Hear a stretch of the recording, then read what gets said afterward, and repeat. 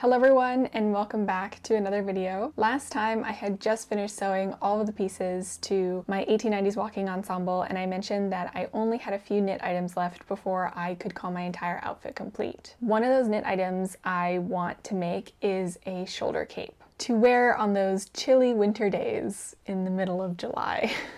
So when looking into exactly what capes were like in the 1890s, I looked through several different references. I always really like going back to some original video footage that's around from the mid to late 1890s, and it shows a large number of women wearing capes, especially dark colored capes. I also usually go back to some fashion magazines at the time, and this one in particular is really exciting because not only does it list like woolen and fur capes, but it also lists some woolen capes, so some crocheted or woven capes as well. Taking that one step further, I actually managed to find a antique Victorian hand crocheted shoulder cape on Etsy for sale. I so want this cape, but I just couldn't justify spending the money, so I've decided not to buy it, but if you do decide to buy it, please send me pictures. I would love to see some more. Okay, so knowing that I wanted to actually knit my own cape, I went back to my antique copy of the 1892 version of The Art of Knitting, and the first actual pattern in there with a picture is a shoulder cape. So I went with that pattern not because it's just the first one and I love the picture, but also because Gwen from Gwen Shenanigans has already made this cape once. So I know what it looks like and I love how her version looks.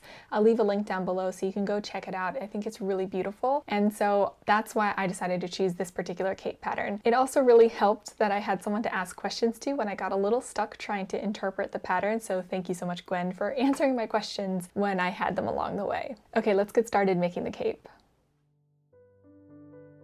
For my cape, I decided to use Knitpick's Wool of the Andes in worsted weight. I'll leave a link down below if you're interested in also purchasing some of this wool. It is very warm and I will say very nice to knit with, though I would generally recommend it as outerwear and nothing next to the skin. I decided to make my cape black as I saw that many other capes of the time, especially those that were knit or crocheted, were all also done in black. If you've been following along, you'll know that I spent a lot of time in the last few weeks and months sewing the items for my walking ensemble. And while I really enjoyed learning all of those new techniques and really brushing up on a new skill set, I very much missed knitting, and I missed the portability of knitting. I could always put my yarn in a bag and walk out to a beautiful overlook and watch the sunset as I worked on whatever project I had going. That's why it felt so nice to get back to knitting this cape on this project. Is I got up incredibly early, as this was in the middle of summer, so near the longest day of the year,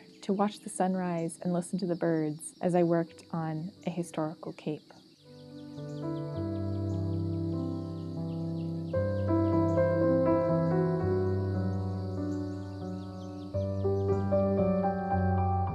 Not only can you peacefully enjoy a beautiful sunrise while knitting, you're also able to take quite a few excursions, maybe even knit in the car, depending on how car sick that you get. This summer we went to Antelope Island, which has a native population of 500 to 700 bison that we were able to see very up close and personal, which was super exciting. But I also really loved the feeling of getting to experience something new while keeping my hands busy working on a project that I am incredibly invested in and incredibly interested in. Of course, we hiked some, and when we got to the peak of the mountain that we were hiking, we took a break and I broke out my knitting to knit with some more incredible views around us. When we were taking a walking tour of a historical farm that was actually built in the 1890s, I sat next to the well house where it was a bit cool in the shade and knit some more on my cape. It almost feels like every time that I'll be wearing this cape in the future, I'll have some of those memories and places knit into the very fabric of what I'm wearing. I'll always think back to where I was as I was working on this project. I also got a little bit silly with my knitting. When we went away for a beach day at the lake, I decided to try my hand at some knitting on a stand-up paddleboard. Definitely would not recommend as any kind of extended thing, but I will say it was quite fun to do just to prove that I could. After taking my cape on all of those different adventures as I was knitting it, it was finally wide enough to actually start casting off. The cape is a drop stitch pattern, which means that as you're casting off all of your stitches, every fourth one you're actually dropping. I had to really work up the courage to actually drop a stitch. This is the first time I've ever intentionally done this. Usually when I see that I've dropped a stitch, it is a horrible feeling, as I know that I have a lot of work to try and fix what I've done, but this is the first time it's actually quite intentional to give the cape more an airy feel and kind of create puffs along the entire width of the cape. After casting off, I then had to unpick all of the drop stitches along the entire width. I will say I thought it would be much easier. Anytime I've dropped a stitch before, it seemed like it was racing to get all the way down to the bottom of my work. But with this particular yarn, it was like it really wanted to hold on and keep its stitch formation the entire way. So it took a pretty significant amount of time for me to actually be able to drop all of the stitches all the way down the entire width of the cape.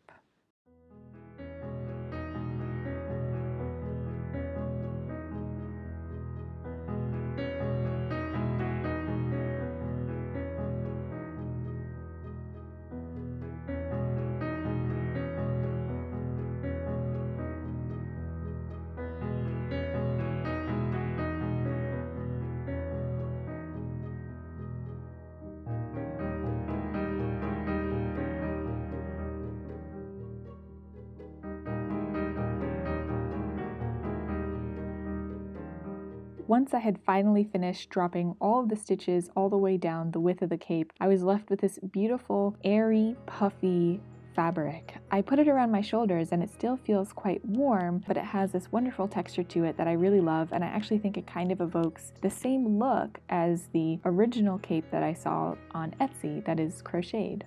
Now the top and the bottom of the cape are the same width, and I will say that my neck is not the same width as where I am around my elbows, so you have to draw in the top of the cape. Going off of the pattern is pretty vague, but I end up following the same guidelines of doing a row of single crochets across the top to gather it in. I've also come up with a pattern for this particular cape, so my own interpretation of what was suggested with different sizing options for however wide you'd like your cape to be. So if you're interested in that, I will leave a link down below so that you can also purchase that. Of course, you are more than welcome to see the free version online as well, which I've also linked below to do your own interpretation. The cape is fastened at the top with a ribbon drawn through openings that are actually crocheted with double crochets around the previously gathered together edge of the neck area of your cape. This is very similar to the kind of open stitches that I did for the top of my combinations, and I think it's kind of interesting that the combinations were one of the first pieces that I knit for this outfit where I had to do this, and now my cape, which is one of the last pieces that I knit, I'm doing the exact same thing. Following what's suggested in the pattern once again, I added a row of scalloped edging to border the top of where the ribbon would go through to close the cape at the top. I really like how this looks. I was a little bit worried how it would look after I gathered it together after tying my ribbon, but as you'll see shortly, I actually really like the effect that this gives around the neck edge while I'm wearing the cape.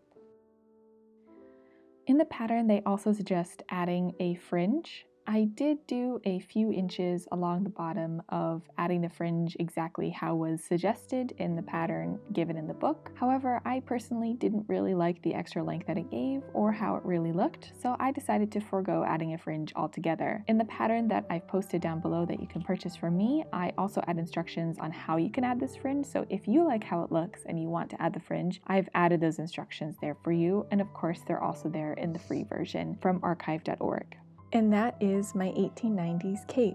I actually really enjoy how it turned out, and I liked wearing it even though it's the middle of summer. It can get a little bit chilly here in the evenings, so it's nice to have something to throw around my shoulders to keep some of the wind and chill out. While it's really great to wear with my 1890s walking ensemble, I do find myself reaching for it at home because it's lightweight yet warm and perfect for sitting at my computer. I want to say thank you again so much for watching. I really appreciate all of the support and the advice and the help that I get from everyone in the comments, and I hope that you'll join me again next time as I try my hand at dyeing some of my yarn with natural dyes for the last bits of knitted items for this outfit.